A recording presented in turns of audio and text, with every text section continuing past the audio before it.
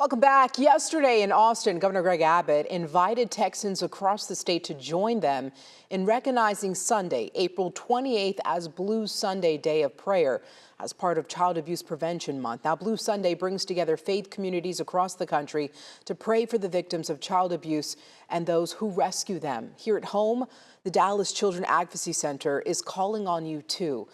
Joining us is Katie Sperry, their Chief Advancement Officer. Thank you for joining us, Katie. Thank you for having me this morning.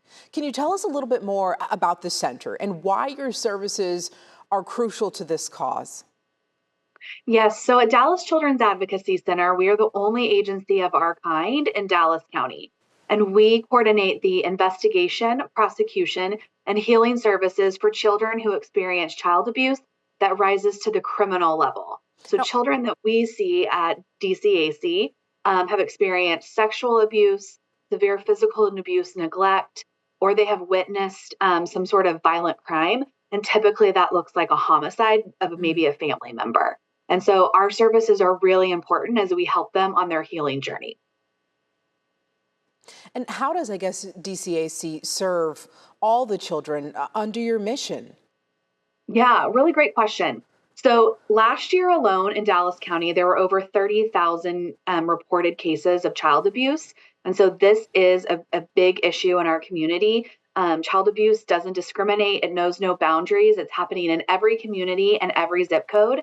And so DCAC is important because we work in a multidisciplinary approach where we coordinate our services with law enforcement, the district attorney's office, medical partners, CPS, along with our staff at DCAC, all to ensure that we're putting the child first so that they are being able to provide healing and being able to have a safe place where they can come and process the trauma that's happened to them.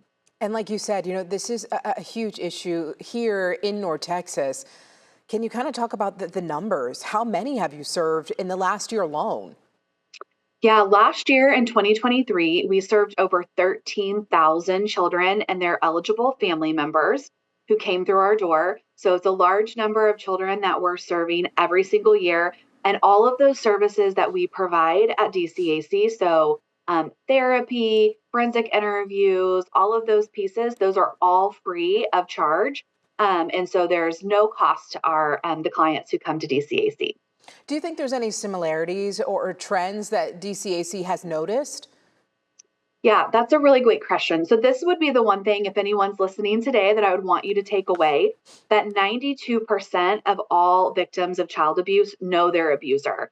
So this is not happening as often with a stranger. They know and trust the person that is abusing them. And 73% will not tell somebody for at least a year. 45% don't tell for up to 5 years. And we know that some never disclose. And so child abuse really thrives in secret. And so as a parent or a caregiver of a child, it's really important to know the signs of and symptoms of child abuse. And if you suspect that this is happening, talk with your child. Make Yeah. sure that they feel that they know that they have a safe place. And you guys have just kicked off a campaign called Pinwheels of Hope during the month of April here. Can you tell us more about that? Yeah, Pinwheels of Hope is a marketing and awareness campaign, along with being able to provide funds for our mission. So we ask people to purchase a pinwheel sign for $25, put that in their yard to show solidarity for our mission.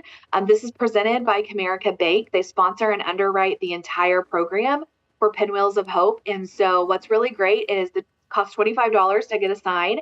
You can buy it at any Comerica branch. You can purchase it online and pick it up at DCAC, and 100% of your donation is going to support the mission of DCAC. Okay, Katie Sperry from DCAC, thank you so much for joining us this morning. Thank you for your insight and everything that you've been doing in our community. Thanks for having me this morning. Of course.